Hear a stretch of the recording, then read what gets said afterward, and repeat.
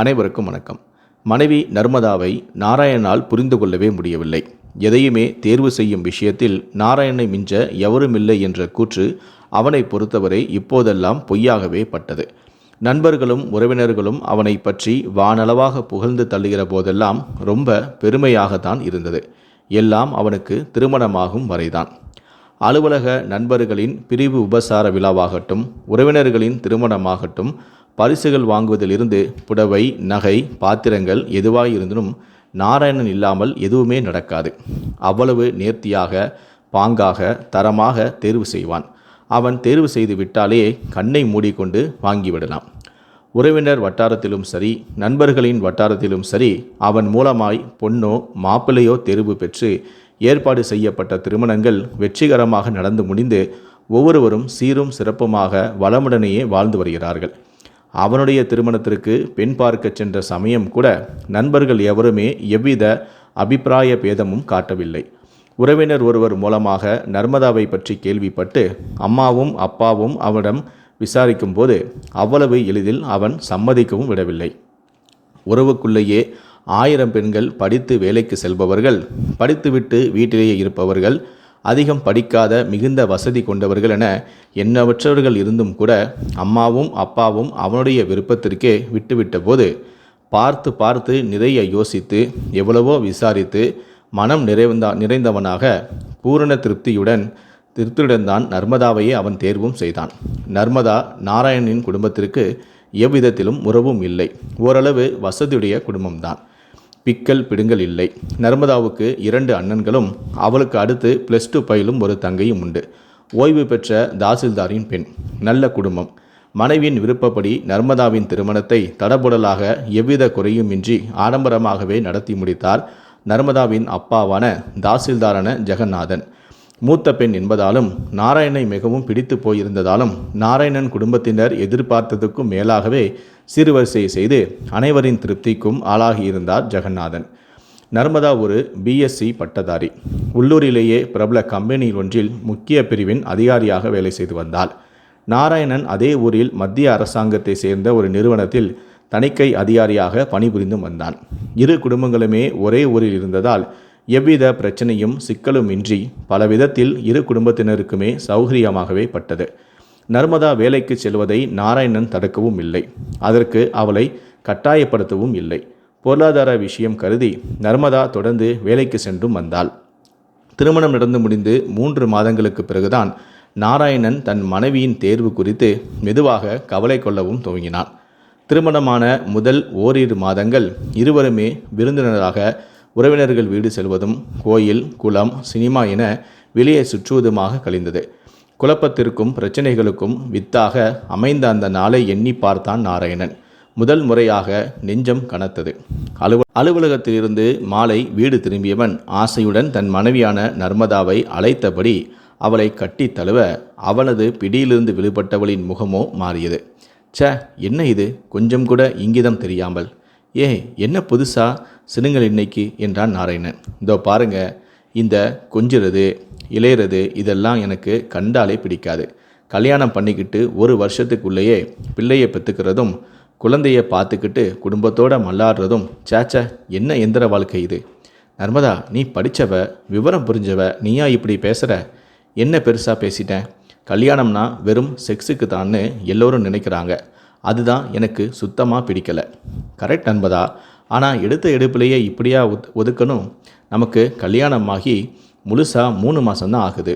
புதுசாக கல்யாணமானவங்க மனசில் இப்படிப்பட்ட எண்ணமாக தோணும். உடனே குழந்தை பெற்றுக்கணும்னு சொல்லலை. அதை தள்ளி போட்டுட்டு கொஞ்ச காலம் ஜாலியாக வாழ்க்கையை அனுபவிக்கலாம். ஒரு கணவன் நினைக்கிறதுல என்ன தப்பு என்றான் நாராயணன். நீங்கள் கணவன் தான். அதுக்காக கல்யாணமான புதுசுங்கிற சாக்கில் மனைவியை கட்டி பிடிக்கிறதும் சீண்டுறதும் கடைசியில் அவளை மயக்கி தன்னோட இச்சையை தீர்த்துக்கிறதும் என்ன வாழ்க்கை இது? நாராயணன் அதிர்ந்து போனான். மனைவியே கணவன் நல்ல தோழியாக நினைக்கலாம் இல்லையா? அவள் கணவனுக்கு என்ன குறை வைக்கப் போகிறாள்? அப்படின்னா தாம்பத்திய உறவுக்கு அர்த்தமில்லாமல் போயிடுமே நர்மதா. கணவன் மனைவிக்குள்ள ஒட்டுதல், அந்யோன்யம் எல்லாமே எப்படி வரும்? அவங்களோட திருமண வாழ்க்கைக்கும் அன்பிற்கும் அடையாள சின்னமே முதல்ல பிறக்கிற குழந்தை தானே. நமக்கு வாரிசுன்னு எதுவும் வேண்டாமா என்றான்.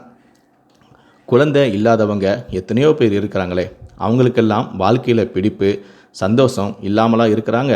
அவங்களுக்கெல்லாம் குழந்தை இல்லாமல் இருக்கலாம், ஆனால் வாரிசுக்காக ஏங்கிட்டு தான் இருப்பாங்க. கணவன் மனைவி 2 பேரில் யாருக்காவது உடல் ரீதியாக ஏதாவது குறைபாடும் இருக்கலாம், குழந்தை பெற்றுக்கிற பாக்கியம் கூட இல்லாமல் இருக்கலாம். அதுக்காக கணவன் மனைவிக்குள்ள தாம்பத்திய உறவே இருக்காதுன்னு அர்த்தம் இல்லையே நர்மதா. தாம்பத்திய உறவு இல்லாமலேயே கணவன் மனைவி இருவருமே அன்பாக இருக்க முடியாதா என்ன? மனைவிங்கிற முறையில் மற்ற விஷயத்தில் உங்களுக்கு என்ன குறை வச்சேன்னா சொல்லுங்கள். குழந்தை இல்லாதவங்க மட்டும் வாரிசுக்கு என்ன பண்ணுவாங்களாம்? குழந்தை பாக்கியமே இல்லை, ஏற்படாதுங்கிற நிச்சயமாக தெரிஞ்ச போச்சுன்னா கடைசி காலத்தில் உதவிக்காக தங்களுடைய வாரிசாக யாரையாவது தத்து எடுப்பாங்க. அதே மாதிரி நாமும் எடுத்துக்கிட்டா போச்சு. நர்மதா, நீ பேசுறது வேடிக்கையாக இருக்குது. சின்ன குழந்தை மாதிரி பேசுகிற. எவ்வளவு தான் ருசியோடு சமைச்சாலும் உப்பு இல்லாமல் இருந்தால் அந்த உணவுக்கு எந்த சிறப்பும் இருக்குது சொல்லு? உப்பு, புளி, காரம், இனிப்பு இதெல்லாம் உணவின் ருசிக்கு எப்படி அவசியமோ அதே போல தான் வாழ்க்கையும் நர்மதா. எல்லாமே தேவை தான், அதுவும் அளவோட கண்டிப்பாக தேவை என்றான் நாராயணன். நீங்கள் 1000 தான் சொல்லுங்கள், உங்கள் வாதத்தில் எனக்கு உடன்பாடு இல்லைங்க. இப்படியெல்லாம் பேசி என்ன மயக்கிடலாம்னு நீங்கள் நினைக்காதீங்க. உங்களுக்கு நல்ல மனைவியா, நாணயமா, நேர்மையா இருக்கிறனே இல்லையா, அது உங்களுக்கு போதாதா? அதையோடு வச்சுக்கோங்க. நீ இப்படியே பேசிக்கிட்டே இருந்தனா வாழ்க்கையில் முழுமையான நிறைவு இருக்காது நர்மதா. அப்படின்னா செக்ஸுக்காக தான் என்னை கல்யாணம் செஞ்சுக்கிட்டீங்களா என்ன என்றாள் நர்மதா. நாராயணனுக்கு தலையை பீத்து கொள்வது போல் இருந்தது. அவள் புரிந்து பேசுகிறாளா இல்லை புரியாமல் பேசுகிறாளா என்பது தெரியாமலே அவன் குழம்பியும் போனான். நீ கேட்குற கேள்வியையே நானும் கேட்குறேன். ஒரு நல்ல அர்த்தமுள்ள இனிய வாழ்க்கைனா என்னன்னே தெரியாத நீயும் கல்யாணம் பண்ணிக்காமல் இருந்திருக்கலாமே, அப்புறம் ஏன் கல்யாணத்துக்கு சம்மதிச்ச? அப்படி இல்லைங்க, ஒரு பெண்ணுக்கு துணைன்னு ஒருத்தர் தேவையாயிருக்கே, சமூக நீதிகளுக்கு கட்டுப்பட வேண்டியிருக்கே, தாயும் தந்தையும் தலைகுனியாமல் சமூகத்தில் உழவ வேண்டியிருக்கே, பெற்றுவிட்டதற்காக அவர்கள் மனம் கோணாமல் அவர்களுக்கு எவ்வித பாதிப்பும் ஏற்படாமல் நடந்து கொள்ள வேண்டியது என் கடமை இல்லையா? அப்படி சொல்ல முடியாதுங்க. என்னை பொறுத்தவரை கல்யாணங்கிறது வெறும் செக்ஸுக்கு மட்டுமில்லை, அதை தவிர எவ்வளவோ இருக்குது. நாராயணனும் உடைந்து போனான் மனைவியின் இந்த வார்த்தையை கேட்டு. நர்மதாவுடன் அவனது வாழ்க்கை எந்திரத்தனமாக எவ்வித பிடிப்புமின்றி ஆரம்பமாயிற்று. நர்மதா அவனுடன் பல விஷயங்களை மனமிட்டும் பேசுவாள். அவனுடன் வெளியேயும் செல்வாள். அவனுக்கு பிடித்த மாதிரியும் சமைப்பாள். அவனுக்கு பிடித்த மாதிரி ஆடைகளையும் உடுத்துவாள். மனைவி என்கிற உரிமையில் உண்மையான காதலோடு அவளிடம் நெருங்கி வருவதை மட்டும் அவள் விரும்புவதில்லை. தன் தோழி ஒருத்தியின் மன வாழ்க்கை சீர்குலைந்து சின்ன பின்னமாய் போயினதிலிருந்தே ஆண் வர்க்கம் மீது ஒருவித வெறுப்பே அவளுக்கு ஏற்பட்டும் இருந்தது. இதர தோழிகளிடம் பேசுகிற போதும் கூட செக்ஸ் ஒன்றே வாழ்க்கை என நினைக்கும் ஆண் வர்க்கத்திற்கு பாடம் கற்பிப்பது போல ஒவ்வொரு பொண்ணும் நடந்து கொள்ள வேண்டுமென ஆவேசப்படுவாள். தனக்கு திருமணம் நடந்தால் கூட செயல்படுத்தி காட்டுவதாகவும் சவால் விட்டும் இருக்கிறாள். நாராயணன் குடும்பத்தினரும் நர்மதா குடும்பத்தினரும் அவர்களுக்கு வாரிசு உருவாகாததை கண்டு கேள்விக்குறியுடன் ஜாடை மடையாக பேசிக்கொள்ளும் போது கூட புரிந்து கொள்கிறார்களா என்பது போல நாராயணன் நர்மதாவையும் பார்ப்பான். ஆனால் அவளிடமோ அவளுடைய போக்கில் எவ்விதமான மாற்றலும் இருக்காது. அவர்களும் மற்றவர்களின் முன்னிலையில் எதையுமே வெளிக்காட்டி கொள்ளவும் இல்லை. இயல்பாக இருப்பது போல நடந்தும் கொண்டனர். கல்யாணம் பண்ணியும் பிரம்மச்சாரி என்கிற கதையில் நாட்கள் மாதங்களாகும், மாதங்கள் வருஷங்களாகும் உருமாறிக்கொண்டு இருந்த சூழ்நிலையில்தான் மாலை அலுவலகம் முடிந்து நர்மதா கிளம்புகிற சமயம் மழை பிடித்து கொண்டிருந்தது. கிளம்பாமல் அரை மணி நேரம் மழை விடுவதற்காக காத்திருந்தும் மழையோ நிற்கவில்லை. எம்டியின் கார் ஊர்ந்து வந்து அவள் அருகே நின்றதும் நர்மதா சற்று விலகி சென்று பார்வையை வேறு எங்கேயோ பார்ப்பது போல திருப்பினார். ஆர் யூ கம்மிங் என்றார் எம்டி. நீங்கள் போங்க சார், மழை நின்றதும் நான் போகிறேன் என்றால் பவ்யமாக.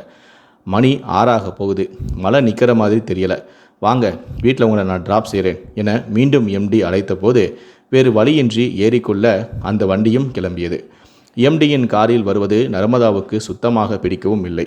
இதோடு 3 முறை அப்படி ஆகிவிட்டது. எவ்வளவு தயங்கியும் தவிர்க்க முடியாத சூழ்நிலையில் வருகிறார் போல ஆகிவிட்டது.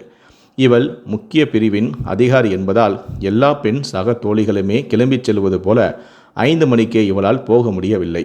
ஒரு முறை நகர் முழுவதும் பந்த், வாகனங்கள் ஏதும் ஓடவில்லை.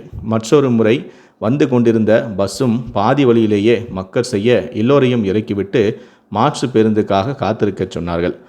அந்த சமயம் கூட அங்கு வந்து சேர்ந்த எம்டியின் கார் இவளையும் இவளுடன் நின்று கொண்டிருந்த மற்றொரு சக தோழியையும் சுமந்து சென்றது. சக ஊழியரையும் சுமந்து சென்றது.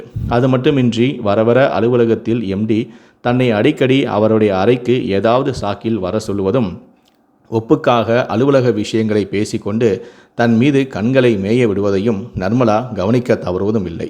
அலுவலகத்தில் தன்னை போல திருமணமான பல பெண்கள் பணிபுரியும் போது அவர்களிடம் காட்டாத பரிவும் நட்பும் தன் மீது மட்டும் ஏன் என்பதும் நர்மதாவுக்கு குழப்பமாகவே இருந்தது.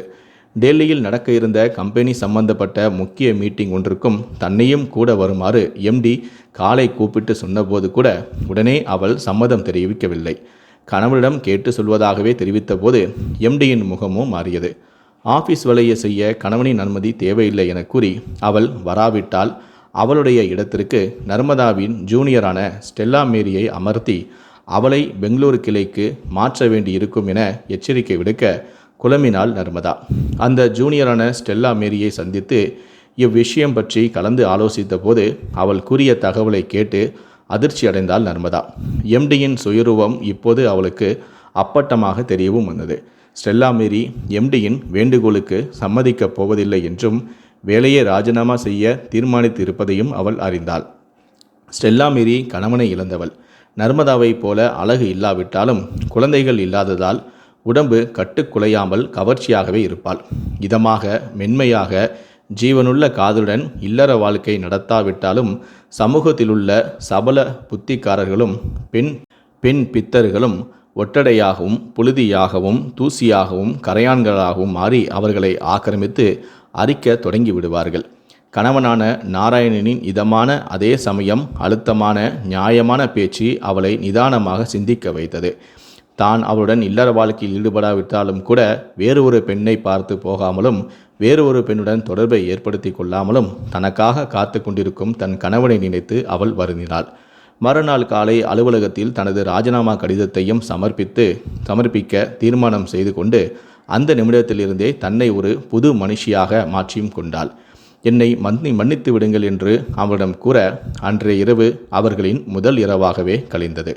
இந்த வீடியோவை பற்றிய உங்களுடைய கருத்துக்கள் என்ன அப்படிங்கிறத கீழே இருக்கக்கூடிய கமெண்ட் செக்ஷனில் மறக்காமல் சொல்லுங்கள். முடிந்த அளவுக்கு இந்த வீடியோவை மற்றவங்களுக்கும் ஷேர் பண்ணுங்கள். நன்றி, வணக்கம்.